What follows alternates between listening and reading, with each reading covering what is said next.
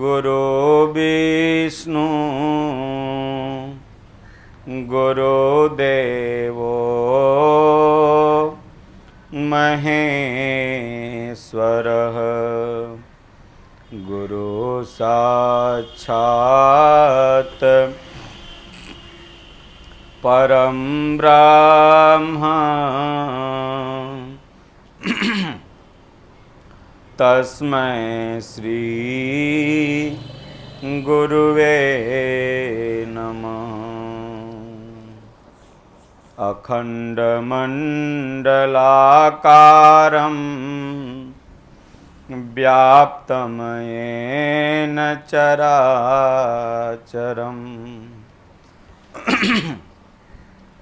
तत्पदं दर्शितं येन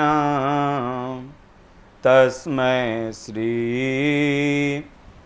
गुरुवे नमः।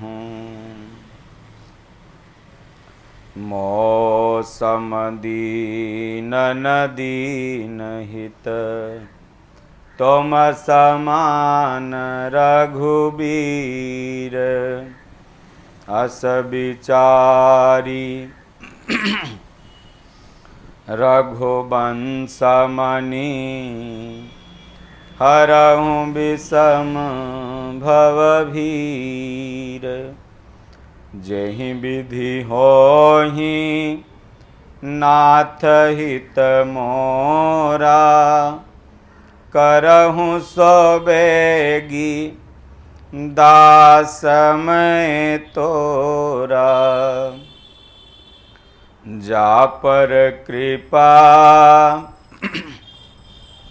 राम कर होई ता पर कृपा करहि सब कोई मंगल भवन अमंगल हारी द्रबहु सो दशरथ अजिर बिहारी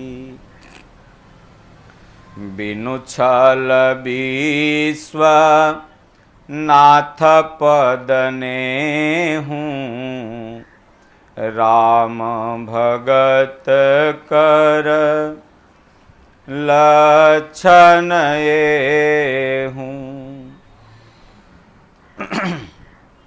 ओम जय गुरुदेवं जय गुरुदेव।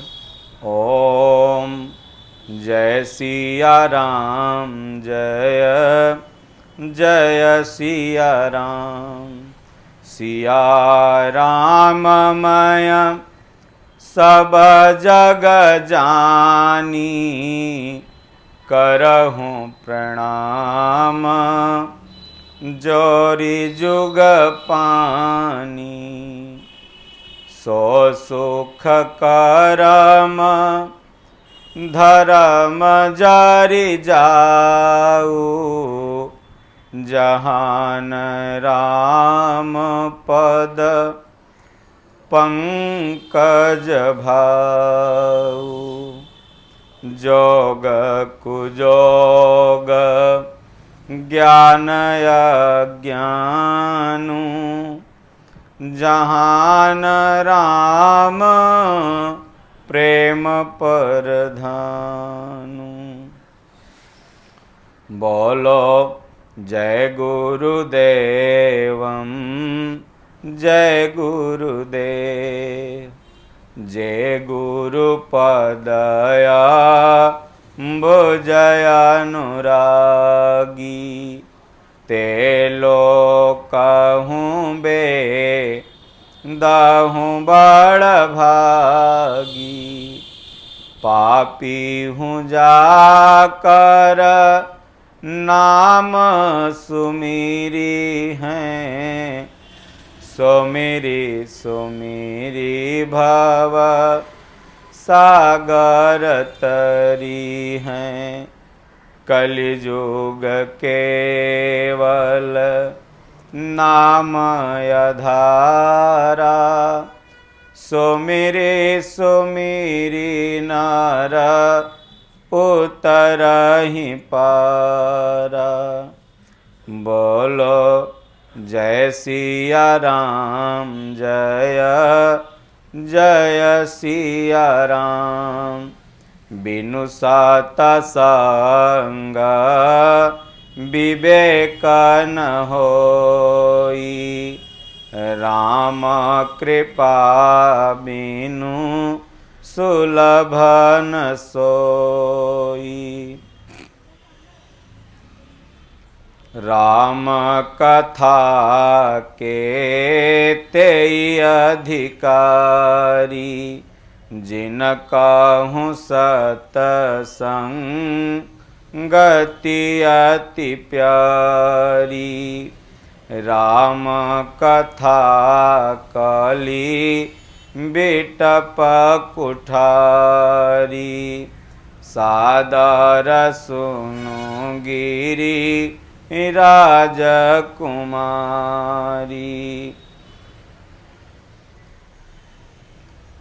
सुख में सुमिरन ना किया, दुख में किया तू याद। कह कबीरवा दास की, कौन सुने फरियाद। दुख में सुमिरन सब करे, सुख में करे न कोय। जो सुख में सुमिरन करे, तो दुख काहे होय। बोलिए श्री सद्गुरुदेव भगवान की जय। श्री रामचरितमानस हिंदी टीका भाग 26 वन गमन प्रसंग। गोस्वामी तुलसीदास जी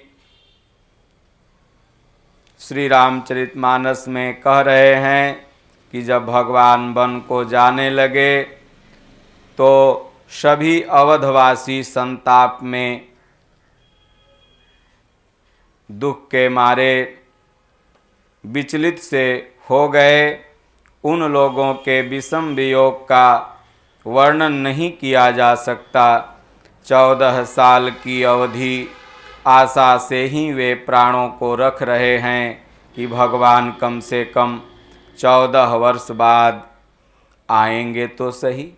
सब स्त्री पुरुष प्रभु श्री रामचंद्र जी के दर्शन के लिए नियम और व्रत करने लगे और ऐसे दुखी हो गए जैसे चकवा चकवी और कमल सूर्य के बिना दुखी हो जाते हैं।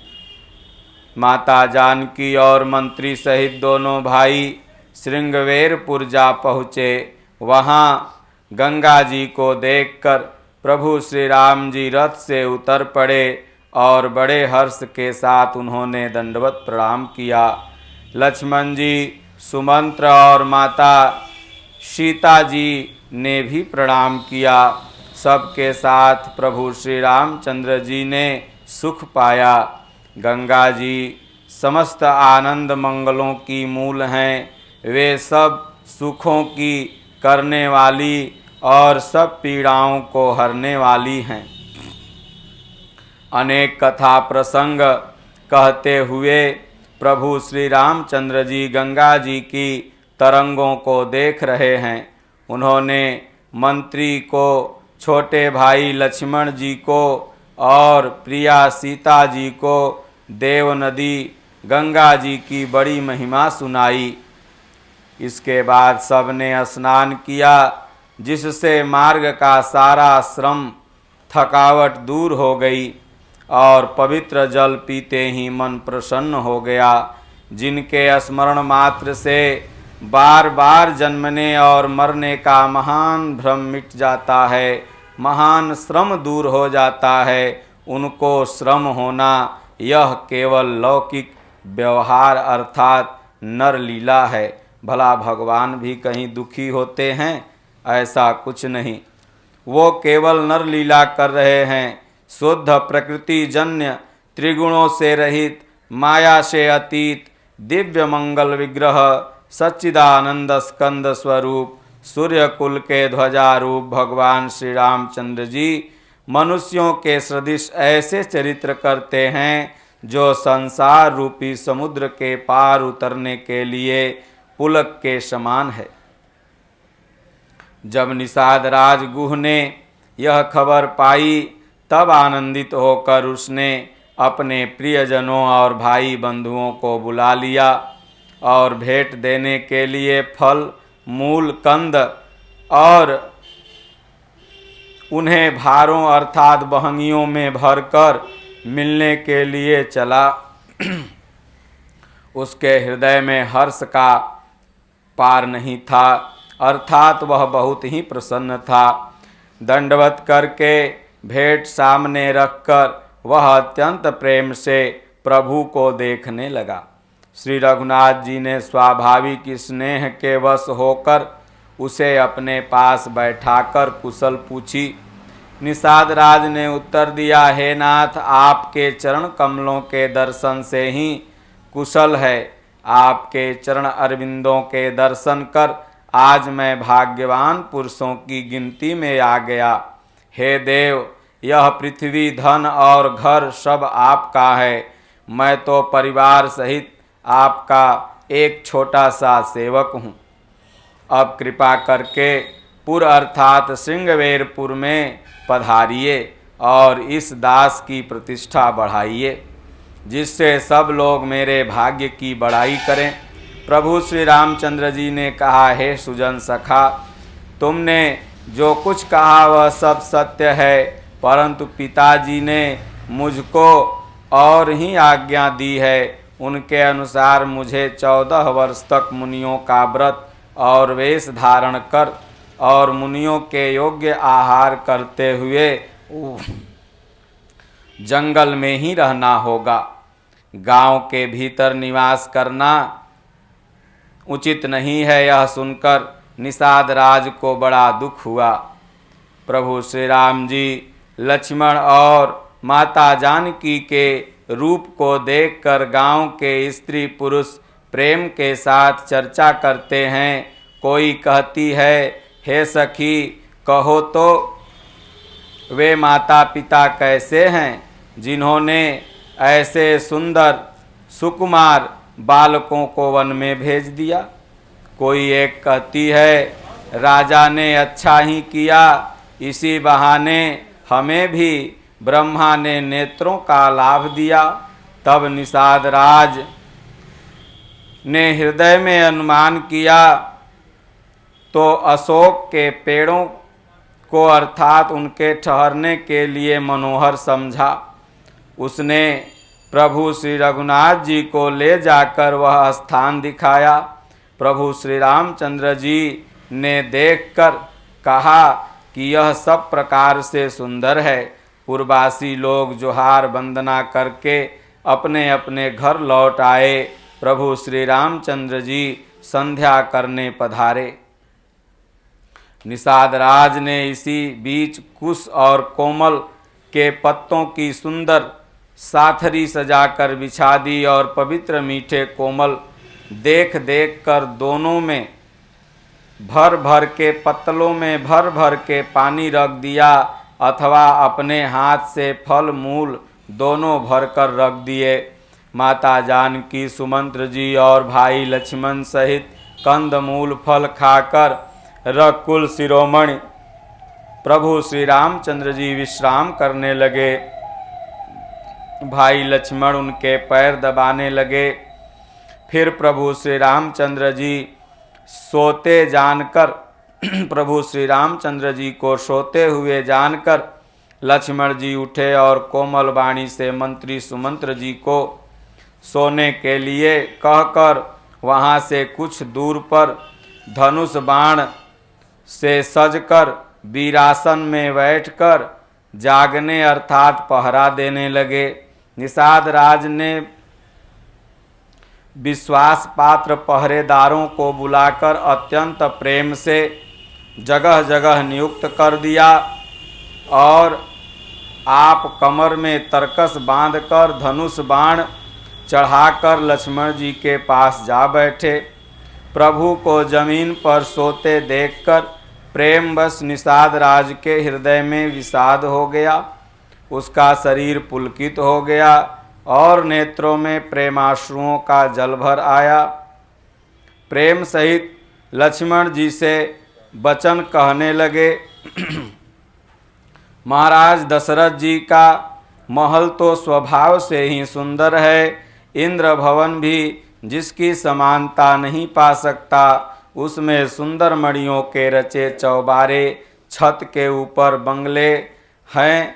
उन्हें मानो रति के पति कामदेव ने ही बनाया हो, जो पवित्र बड़े ही विलक्षण सुंदर भोग पदार्थों से परिपूर्ण और फूलों की सुगंध से सुवासित, जहाँ सुंदर पलंग और मणियों के दीपक हैं तथा सब प्रकार से पूरा आराम है, जहाँ ओढ़ने बिछाने के अनेकों वस्त्र रखे हुए हैं, सब जिनकी अपने प्राणों की तरह सार संभाल करते हैं, वहीं प्रभु श्री रामचंद्र जी आज पृथ्वी पर सो रहे हैं। जिनके पिता जनक जी, जिनका प्रभाव जगत में प्रसिद्ध है, जिनके ससुर इंद्र के मित्र रघुराज दशरथ जी हैं और पति श्री रामचंद्र जी हैं, वहीं जानकी जी आज जमीन पर सो रही हैं। विधाता किसको प्रतिकूल नहीं होता। सीता जी और श्री रामचंद्र जी क्या वन के योग्य हैं। लोग सच कहते हैं कि कर्म भाग्य ही प्रधान होता है। कैकेयी राज की लड़की नीच बुद्धि कैकेयी ने बड़ी ही कुटिलता की, जिससे रघुनंदन प्रभु श्री रामचंद्र जी को और जानकी माता को सुख के समय दुख दे दिया। वह सूर्य कुल रूपी वृक्ष के लिए कुल्हाड़ी हो गई। उस कुबुद्धि ने संपूर्ण विश्व को दुखी कर दिया। प्रभु श्री रामचंद्र जी माता सीता जी को जमीन पर सोते हुए देखकर निषाद राज को बड़ा दुख हुआ। तब लक्ष्मण जी ज्ञान वैराग्य और भक्ति के रस से सनी हुई मीठी वाणी बोले, हे भाई निषाद राज, कोई किसी को सुख या दुख देने वाला नहीं है। सब अपने ही किए हुए कर्मों का फल भोगते हैं। संयोग अर्थात मिलना, वियोग अर्थात बिछुड़ना, भले बुरे भोग, शत्रु मित्र और उदासीन, ये सभी भ्रम के फंदे हैं। जन्म मृत्यु, संपत्ति विपत्ति, कर्म और काल, जहाँ तक जगत के जंजाल हैं, धरती, घर, धन, नगर, परिवार, स्वर्ग और नरक आदि जहाँ तक व्यवहार हैं, जो देखने सुनने और मन के अंदर विचार में आते हैं, इन सब का मूल मोह अज्ञान ही है, परमार्थ नहीं हो सकता। जैसे स्वप्न में राजा भिखारी हो जाए या कंगाल स्वर्ग स्वामी इंद्र हो जाए, जागने पर न उसे लाभ ही होगा और न हानि ही। वैसे ही इस दृश्य प्रपंच को हृदय में देखना चाहिए। ऐसा विचार कर क्रोध नहीं करना चाहिए और न किसी को व्यर्थ दोष देना चाहिए। जो हो रहा है वह अच्छा ही हो रहा है। सब लोग मोह रूपी रात्रि में सोने वाले हैं और सोते हुए उन्हें अनेकों प्रकार के स्वप्न दिखाई देते हैं। इस जगत रूपी रात्रि में योगी लोग, संत लोग जग जाते हैं, जो परमार्थी और प्रपंच माया के जाल से छूट जाते हैं। जगत में जीव को जागा हुआ तभी मानना चाहिए जब संपूर्ण भोग विलास से वैराग्य हो जाए। विवेक होने पर मोह रूपी भ्रम भाग जाता है। तब अज्ञान का नाश होने पर श्री रघुनाथ जी के चरणों में प्रेम होता है। हे सखा, मन, वचन और कर्म से प्रभु श्री रामचंद्र जी में प्रेम होना, यही सर्वश्रेष्ठ परम पुरुषार्थ है, भक्ति है। प्रभु श्री राम जी परमार्थ स्वरूप हैं, अर्थात परम वस्तु पर ब्रह्म हैं। वे अविगत जानने में न आने वाले, अलख अर्थात स्थूल दृष्टि से देखने में न आने वाले, अनादि अर्थात आदि रहित हैं, अनुपम अर्थात उपमा रहित हैं, सब विकारों से रहित और भेद शून्य हैं। वेद जिनका नित्य नेति कहकर निरूपण करते हैं, यही कृपालु प्रभु श्री रामचंद्र जी भक्त, भूमि, ब्राह्मण, गौ और देवताओं के हित के लिए मनुष्य शरीर धारण करके लीला कर रहे हैं, जिनके सुनने से जगत का सारा जंजाल नष्ट हो जाता है। हे सखा, ऐसा समझ मोह को त्याग कर श्री सीताराम जी के चरणों में प्रेम करो। इस प्रकार श्री रामचंद्र जी के गुण कहते कहते सवेरा हो गया। तब जगत का मंगल करने वाले और उसे सुख देने वाले प्रभु श्री रामचंद्र जी जागे। शौच के सब कार्य करके नित्य पवित्र और सुजान प्रभु श्री रामचंद्र जी ने स्नान किया, फिर बड़ का दूध मंगाया और छोटे भाई लक्ष्मण सहित जटा बनाई। यह देखकर सुमंत्र के नेत्रों में जल भर आया। उनका हृदय अत्यंत जलने लगा, मुंह मलिन हो गया, तन पर उदासी छा गई। वे हाथ जोड़कर अत्यंत दीन वचन बोले, हे नाथ, मुझे कौशलनाथ दशरथ जी ने ऐसी आज्ञा दी है कि तुम रथ लेकर जाओ और फिर वन दिखाकर राम को लेके चले आना। गंगा स्नान कर दोनों भाइयों को तुरंत लौटा लाना। सब संशय और संकोच को दूर करके लक्ष्मण जी राम और सीता को फिर कर अयोध्या ले आना। महाराज ने ऐसा कहा था, अब प्रभु जैसा कहें मैं वही करूं, मैं आपकी बलिहारी हूं। इस प्रकार विनती करके वे प्रभु श्री रामचंद्र जी के चरणों में गिर पड़े और उन्होंने बालक की तरह रो दिया और कहा, हे तात, कृपा करके वहीं कीजिए जिससे अयोध्या अनाथ न हो। प्रभु श्री रामचंद्र जी ने मंत्री को उठाकर धैर्य बधाते हुए समझाया, कहा, हे तात, आपने तो धर्म के सभी सिद्धांतों को छान डाला है। श्री दधीची और राजा हरिश्चंद्र ने धर्म के लिए करोड़ों अर्थात अनेकों कष्ट सहे। बुद्धिमान राजा रंतिदेव और बलि बहुत से संकट सहकर भी धर्म को नहीं छोड़े, अर्थात धर्म का परित्याग नहीं किया। कष्ट को झेल लिया लेकिन धर्म नहीं छोड़ा। वेद शास्त्र और पुराणों में कहा गया है कि सत्य के समान दूसरा धर्म नहीं है। मैंने उस धर्म को सहज ही पा लिया। इस सत्य रूपी धर्म का त्याग करने से तीनों लोकों में अपयश छा जाएगा।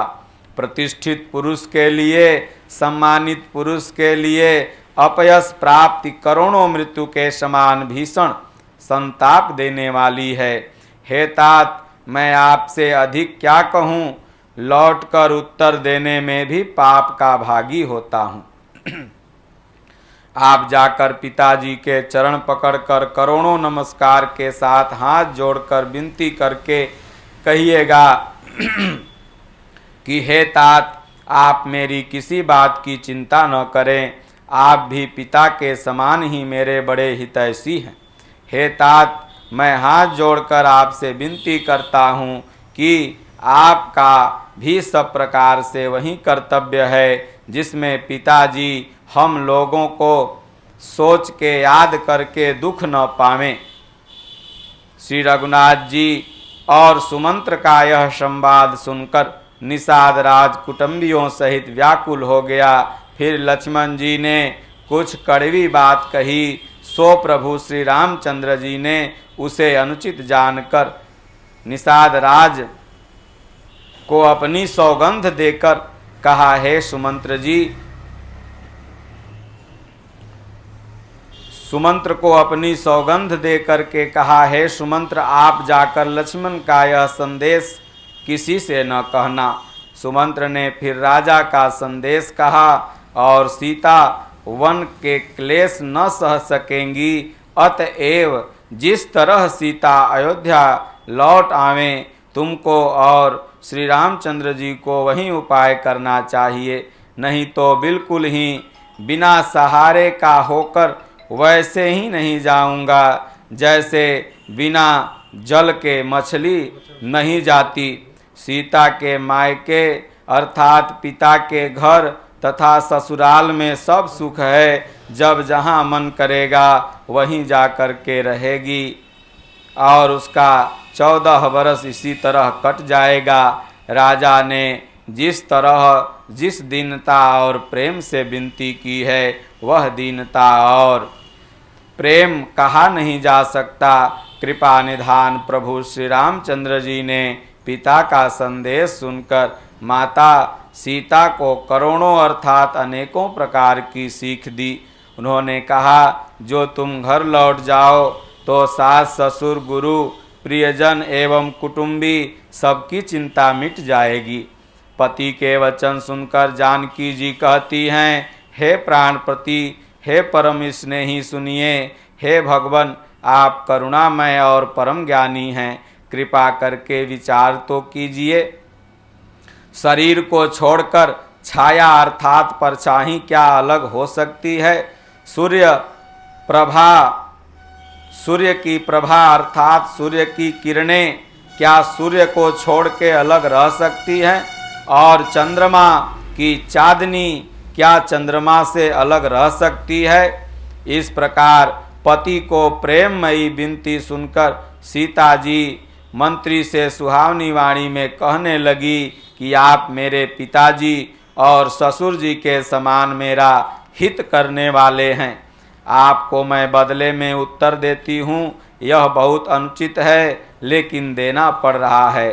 किंतु हे तात, मैं आर्त होकर ही आपके सन्मुख हुई, आप बुरा न मानिएगा। पुत्र अर्थात स्वामी के चरण कमलों के बिना जगत में जहाँ तक नाते हैं, वो मेरे लिए सब व्यर्थ हैं। मैंने पिताजी के ऐश्वर्य की छटा देखी है, जिनके चरण रखने की चौकी से सर्व शिरोमणि राजाओं के मुकुट मिलते हैं, अर्थात बड़े बड़े राजा जिनके चरणों में प्रणाम करते हैं। ऐसे पिता का घर भी, जो सब प्रकार से सुखों का भंडार है, पति के बिना मेरे मन को भूल कर नहीं भाता। मेरे ससुर कौशलराज चक्रवर्ती सम्राट हैं, जिनका प्रभाव 14 लोकों में प्रकट है। इंद्र भी आगे होकर जिनका स्वागत करता है और अपने आधे सिंहासन पर बैठने का स्थान देता है। ऐसे ऐश्वर्य और प्रभावशाली ससुर दशरथ जी, उनकी राजधानी अयोध्या का निवास, प्रिय कुटुंबी और माता के समान सासुएं, ये कोई भी श्री रघुनाथ जी के चरण कमलों की रज के बिना मुझे स्वप्न में भी प्रिय नहीं है, सुखदायक नहीं है। दुर्गम रास्ते, जंगली धरती, पहाड़, हाथी, सिंह अथाह तालाब एवं नदियाँ, कोल, भील, हिरन और पक्षी प्राणपति रघुनाथ जी के साथ रहते, ये सभी मुझे सुख देने वाले हैं। अतः सास और ससुर के पांव पकड़कर मेरी ओर से विनती करिएगा कि वे मेरा कुछ भी दोष न करें। मैं वन में स्वभाव से ही सुखी रहूँगी। वीरों में अग्रगण्य तथा धनुष और बाण से भरे तरकस धारण किए हुए मेरे प्राणनाथ और देवर लक्ष्मण भी साथ में हैं। इससे मुझे रास्ते की थकावट नहीं होगी और न मेरे मन में कोई दुख होगा, और मेरे लिए भूल कर भी सोच न करें। सुमंत्र जी की शीतल वाणी सुनकर ऐसे व्याकुल हो गए, माता जानकी की वाणी सुनकर जैसे सांप मणि को खो लेने पर हो जाता है। नेत्रों से कुछ सूझता नहीं, कानों से सुनाई नहीं देता, वे बहुत व्याकुल हो गए, कुछ कह नहीं सकते। प्रभु श्री रामचंद्र जी ने उनका बहुत प्रकार से समाधान किया, तो भी उनकी छाती ठंडी न हुई। साथ चलने के लिए मंत्री ने अनेकों यत्न किए, युक्तियां पेश की, पर रघुनंदन श्री राम जी उन सब युक्तियों का यथोचित उत्तर देते गए। प्रभु श्री रामचंद्र जी की आज्ञा मेटी नहीं जा सकती। कर्म की गति कठिन है, उस पर किसी का वश नहीं चलता। भगवान श्री राम लक्ष्मण और माता जानकी के चरणों में सिर नमाकर सुमंत्र और घोड़े को लेकर इस तरह लौट गए जैसे कोई व्यापारी अपना मूलधन गंवा के लौट जाता है। सुमंत्र ने रथ को हाँका। घोड़े प्रभु श्री रामचंद्र जी की ओर देखकर हिनहिनाते हैं और यह देखकर निषाद लोग विषाद के वश होकर सिर धुन धुन कर पीट कर पछताने लगते हैं। श्री राम ने जिनके वियोग से पशु इस प्रकार व्याकुल हैं, जिनके वियोग से प्रजा माता पिता कैसे जिएंगे, प्रभु श्री रामचंद्र जी ने जबरदस्ती सुमंत्र को लौटाया। तब आप गंगा जी के तीर पर आए। प्रभु श्री रामचंद्र जी ने केवट से नाव मांगी और वह लाता नहीं है। वह कहने लगा, मैंने आपका मर्म समझ लिया, जान लिया। ओम श्री सद्गुरुदेव भगवान की जय। बोलो जय सिया राम, जय जय सिया राम।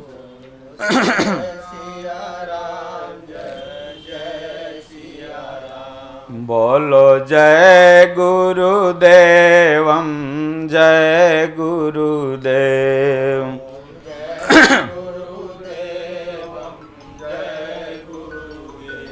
जय गुरुपदयम्बुजय अनुरागी।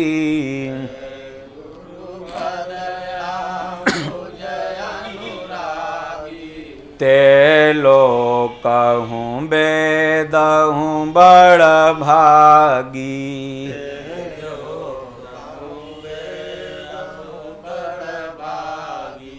पापी हूँ जाकर नाम सुमिरी हैं।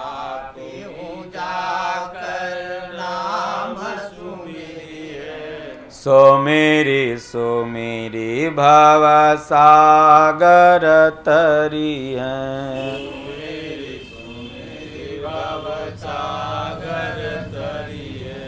कलि जुग केवल नामय धारा।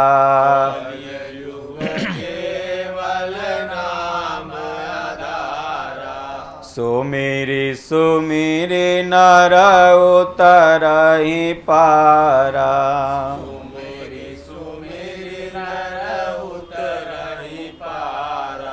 बोलो जय सिया राम, जय जय सिया राम।